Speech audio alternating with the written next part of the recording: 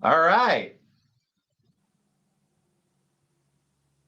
Welcome to this edition of the Richfield Playhouse Diversity Film Series. I'm your host, Cheryl Washington, of this bonus content.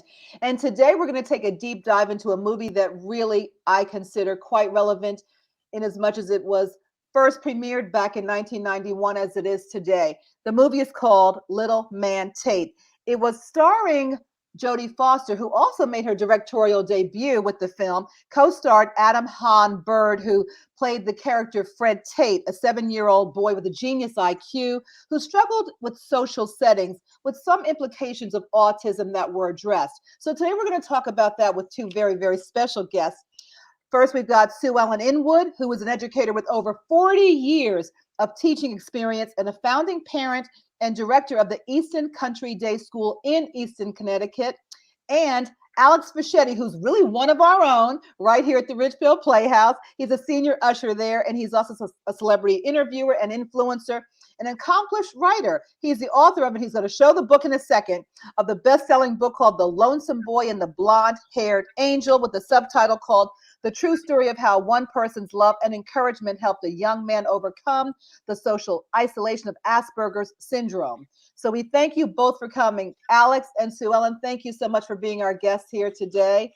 It's a Thank you pleasure. so much, Cheryl. Thank you. Thank you. I want to talk about this film because I just said that it does really have a lot of relevancy, not just from when it was first launched back in 1991, but today it seems as though it's just as pertinent, just as crucial that we discuss these issues. So, if we can talk first about what your impressions of the film were first, and we'll take this conversation into some other directions as well. I'm going to start off with you, Sue Ellen. I want to hear what you have to say about the film. Did you find that it had as much truth as it appeared to look?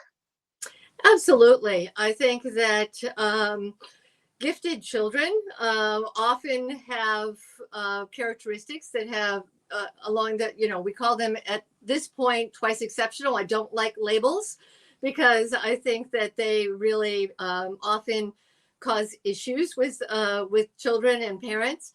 But if you go through, looking at this film, it often does come to fruition that we have children who have, a high profile in intellectual ability, and then the social skills aren't caught up. And as a result, you have a child who is an incredible thinker in so many ways, but relating to other people, which is sometimes even more important, becomes a block in their success. So I meet a lot of these people at our school, and our goal at the school is to really even that out. It's great to be brilliant. We want to take that brilliance and make it workable in the world, so that these children can do and these people can do as much as their gifts and talents allow them to. Okay, I do want to talk a little bit more about the school that you founded, but I do want to also get Alex's interpretation of the film, and we're going to talk strategically about that as well. Alex, what impressed you most about Little Man Tate? It was well directed, and like again, Jodie Foster's first film, and she really put. It was a very good human story with a wonderful cast of actors who I really admire and respect. Jodie Foster, David Hyde Pierce, Diane Wiest, Harry Connick Jr., and there are a lot of elements, as you said, that were definitely ring true today. Like the way the interactions of the Adam Hambird's character, like the way he's like has like these special talents and special skills, and has and then there's like a lot of human, like a lot of strong elements, like towards the end, like when like if when it gets overwhelmed with things, because people on the spectrum do have a tendency when things get, like when certain events happen, like there's certain parts of the film where like there was like I remember this one scene in particular. It was like a spur of the moment kind of a thing where Jodie Foster and Adam Hamburg are walking down the sidewalk, and Adam Hamburg comes across a USA Today article, which is like kind of like an end of the world, headline, which now we see. It seems like these days we see even more of it due More to the shocking.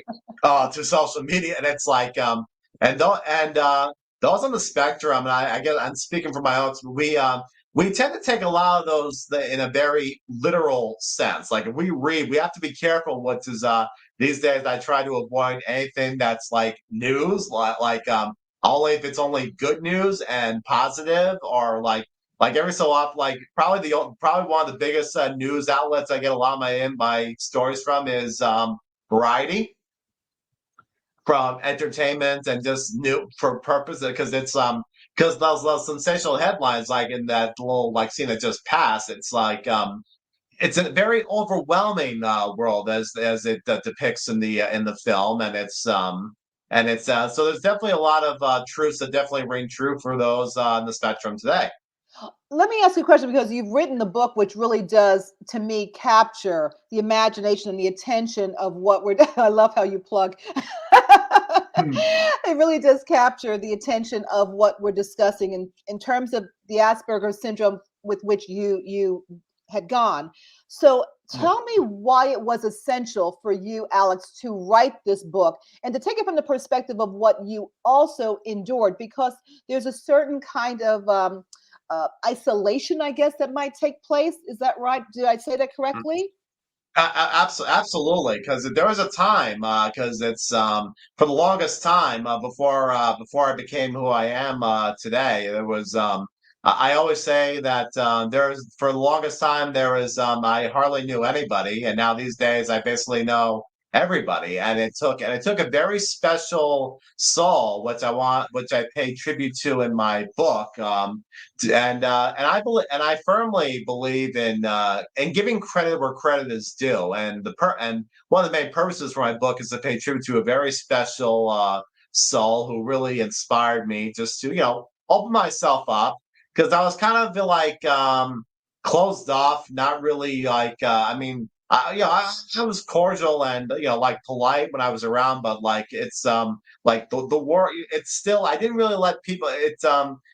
People have to Hard have to a let very people in. specific, key, to Mhm. unlock, to get into my psyche. And you can say basically the same like in the film. Like it took very specific people, like whether it's like like Don Weiss's character or Harry Connick Jr.'s character, Mhm. like to get into like the world that people are comfortable with, and Rini, and there's like a little picture I put in the this is this is me and her. I'm going to put this Right, right up right. here so everybody can see. Yes. This is so that's me and her in watercolor form by my illustrator Cleo. And this is me and her in real life, and Rini. And she was just an influence to me, and I wanted to give credit where credit is due. I thought, what better way than to put into a story of how she influenced me. And she was your angel, which I love. Okay. And we need angels Yes. around us all the time. Sue Ellen, Oh yes. absolutely. Talking about the movie, because what occurred to me was, you've got this young characterization. You've got Fred Tate, who is only 7 years old. And so, how do you almost determine what this strange dichotomy is between someone who is considered intellectually stimulating and who has this high IQ level, but who is just a little boy? What do we do in terms of trying to factor out what's more important? How do we determine that? Well, obviously, intellect is, very important for our children. The problem is that most people, I find, will take when a child is very, very intellectual, will say, oh, well, at least they're really smart.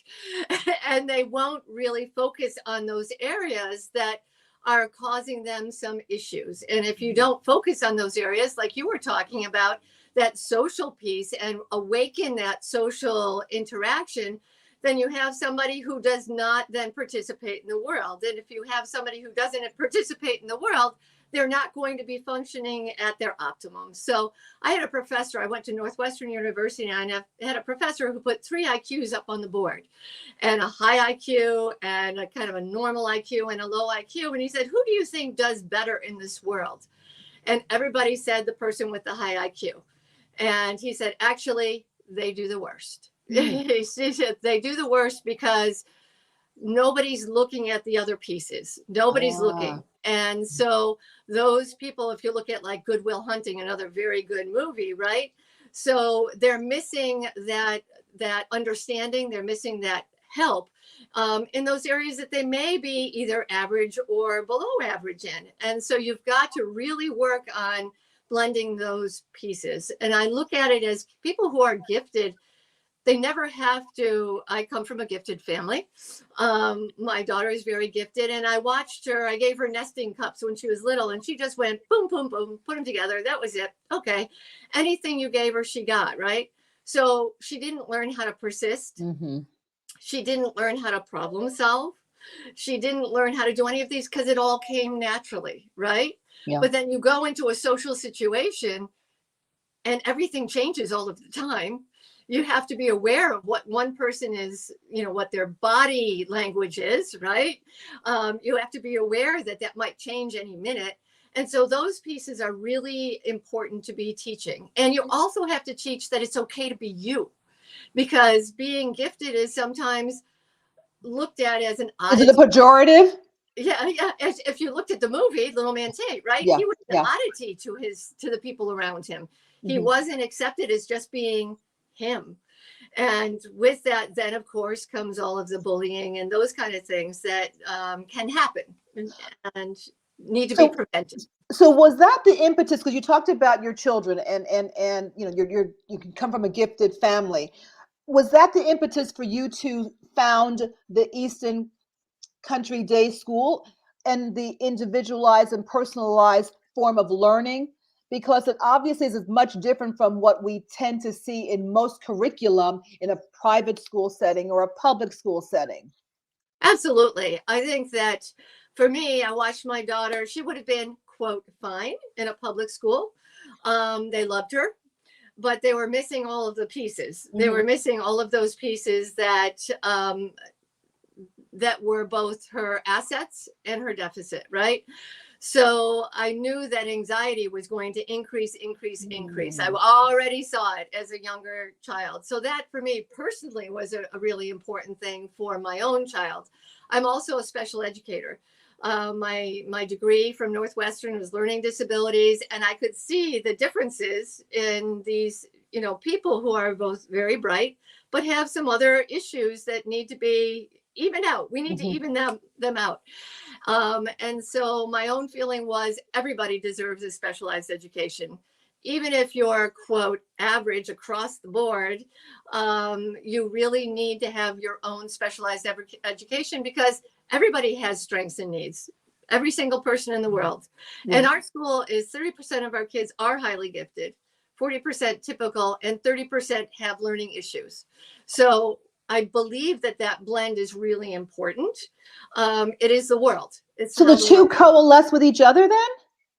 Oh, everybody's together. Yeah, everybody works together. Everybody, we call it a celebration of differences. So somebody who might have for instance, there are obviously students who are gifted in many areas may have a learning disability in another area, or somebody who has a learning disability has some gifted pieces, right? So it's a matter of just understanding that we're all individual human beings.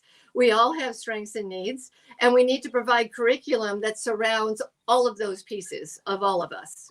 I love to hear you say that. And I wanted to ask Alex, because as I'm hearing you talk about the strategies that took place educationally, I wanted to find out from Alex, what did you encounter as you were growing up in, and I'm not sure what kind of school setting you had, but was it similar to what Sue Ellen is discussing, or was it difficult for you to navigate through that kind of system? Could you just kind of share a little bit of that with us? Yeah. In the beginning, I spent a lot of time in a lot of special education classes. Because I didn't talk much when I was young, and then as I grew, and as I went through year after year, they started putting me through.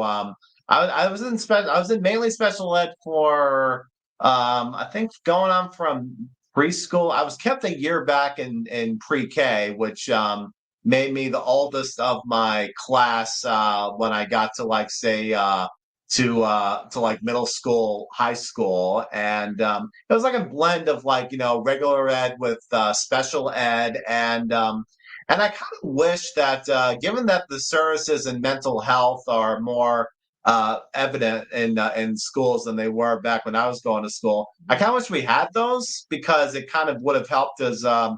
And not take it and not to go against say like any high school, because it was during my times in high school that I discovered the words anxiety. I discovered the Mm, words stress, because there were a lot of mhm, times when I was trying to deal with it was about, like deal with the curriculum, and like I went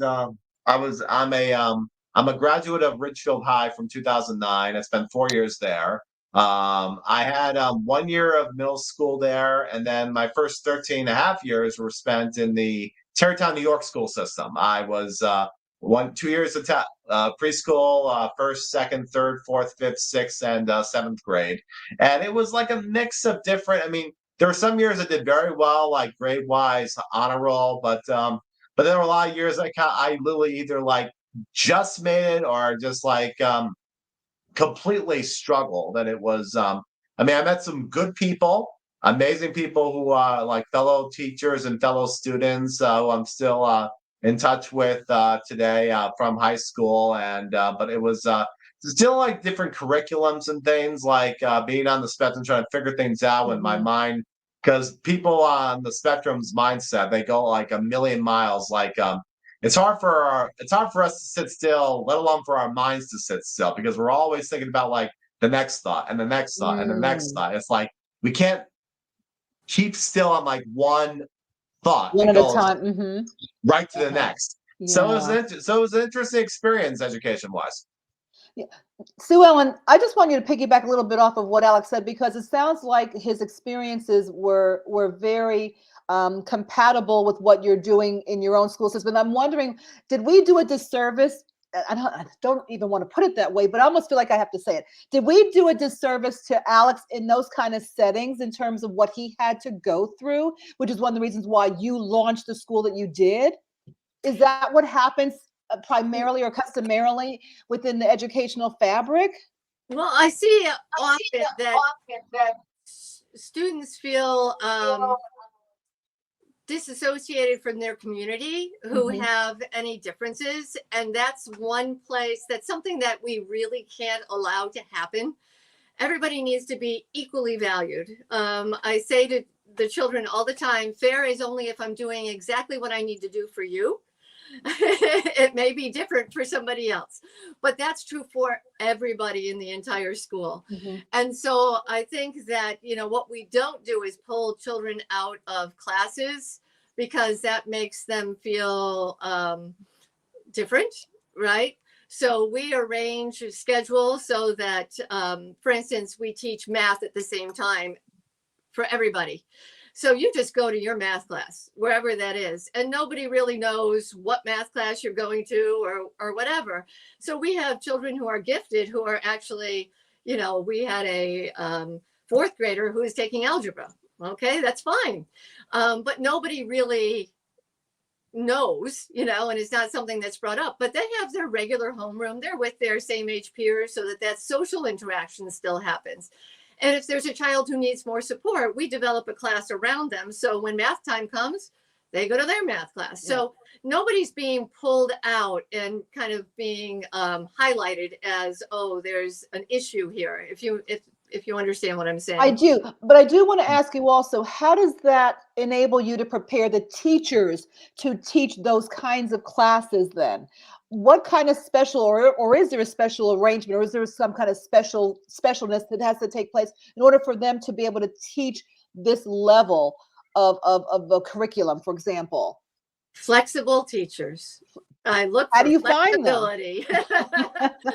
They are the most amazing teachers. They are flexible beyond belief. They don't pigeonhole students. Where there's a lot of conversation. We have meetings once Mhm. a week with all of the teachers from different, I have many meetings from different levels, and we speak about each individual student. And we then, for instance, today we're totally changing somebody's schedule because we just need to put some emphasis in different areas. And so we're never stuck. And I think that, being smaller, that helps. If you're in a larger environment, it's very hard to kind of move children in all different directions. Being smaller helps tremendously. So I would say that, if anything, that smaller helps. If you could divide some of these public schools into smaller pieces, I think it would be so much easier for the teachers, but it is what it is, but we're very blessed. We're blessed that we have, and we do a lot of tutorial. We do a lot of discussion. And okay, I want to ask you one other question before I ask Alex, because I heard that word blessed. I want to get to Alex in a second, because I know we have this kind of simpatico about that. But Sue Ellen, in terms of the students, what happens in terms of them moving up? What kind of opportunities are there, especially with the gifted children? Do they get some kind of attention in terms of advancing? Absolutely. It's really important for gifted children to get to a place where they are challenged. Otherwise, their executive function skills do not grow. Okay. If everything comes easy, then there's no reason to, executive function skills, prefrontal cortex, persistence, flexible thinking, shifting, all of those things are incredibly important. And if we don't push because we want our kids to be like superstars. We push so that they can be at a level where they have to experience these things and their brain can grow. So we have unlimited. They can go all the way through high school. We just had a young man who is on the spectrum, had him in second grade. He was fantastic. We asked him to write something about springtime when he came to visit, and he wrote the whole score for Vivaldi's Springtime. Oh, wow. Wow. I'm stunned. Wow, okay. That's great. It was like, but then you say, okay, so where do we go? So again, the social piece and everything else you needed to work on. So we had to individualize programming. And yes, indeed, he basically completed high school by 14. And that can happen. But it's not because we want somebody to complete high school at 14. It's because we want them to be able to develop their mind in a way that they're going to be successful adults, both socially and be the best academic person they can be, because they're the game changers. Yeah. They're the people who will be able to do all kinds of things right. Absolutely. in this world. Yeah. Like write books. Exactly. You're right, Sue Ellen. You're right. Alex, one of the pivotal words that Sue Ellen said just moments ago was blessed and blessing. And I think that you really are a blessing to our society in terms of what you have been able to, I'm tearing up a little bit, because when I read your book, to me, it really was a blessing. And I love the way you were able to integrate the story of Ernie, who really was, well, we want people to buy the book, but that was that. But he was really your alias, I guess we can put, or your alter ego. I'll put it that way. He was, yeah. He's basically based on you, right? Yeah. But what I found so provocative about your book is that you really did have a very great relationship between the stories of what he went through in a lonely kind of way to how he finally found that angel in his life who really helped him soar and find himself to be the person that he really was destined to become. But the powerful part of scriptures, biblically speaking, I think is what also crystallized what took place in your book that I found very charming. Oh, that means so much to hear, because it's my core, so it's who I am, and I try and use my faith as I don't use my two things I try to use my faith is I never want to have people see my faith and think like I'm bigger and bigger than anybody else or perfect in any way, because I'm as imperfect as Saul as one can ever meet. And another thing is not ramming into other people's faces about it, because people have their own thoughts, their own beliefs, their own mindsets and whatnot. It's but if I can by being able to share how the Lord has definitely been amazing, blessing me and introducing me to amazing individuals that continuing to enrich my life, like my angel and just so many who have come in. It gives me a perfect platform, like with this book to share that, and and I feel immensely grateful that I'm able to do so, and hopefully that will help their spiritual walk, hopefully they'll find their own angel, or become an angel for somebody else. There's all sorts of different elements. Can I ask you what made you decide to purposely target your book in that manner? Because you don't see a lot of books like this, first of all, but Mm. coupled with the fact that there is that biblical, faith-based aspect to it. Well, Rini is, I consider her my spiritual mentor. So she is my pastor in Vero Beach's wife. And that was because that was definitely the main cornerstone of our relationship is our faiths. And that was why the adding the different passages definitely rang true for this story because of our spiritual relationships with each other. So that's why it definitely rang true. And also because again, like, because the Lord has done and continues to do so many amazing, blessed things to and it's like in this lifetime we should never like cease to count our blessings, and goodness knows there's so many blessings that continue to happen to me as far as like that's been happening with me, and this gives me like a perfect and this gives me like the perfect opportunity to showcase the faith through my relationship with Rini, and to show that if you have and it really was like the centerpiece to help get me to the direction which I'm on today. Excellent. Since we were Yeah, talking about a little bit of religion, I don't want to turn it too much to that direction. But Sue Ellen, yeah, yeah. the people who are part of um, your your your school, the population, I should say, religion. Does religion play a component in it? I know that you try to make sure that it's very racially. What's the word I'm looking for? We celebrate Celebratory. right? So So is it all of socioeconomic that? Yeah. background, religion, Okay. race, everybody. In fact, we had such an interesting experience. It was finals week, and five of the girls were together in a circle, and I just happened around them, and I said, "Hey, what's going on, guys?" And they said, "We're praying."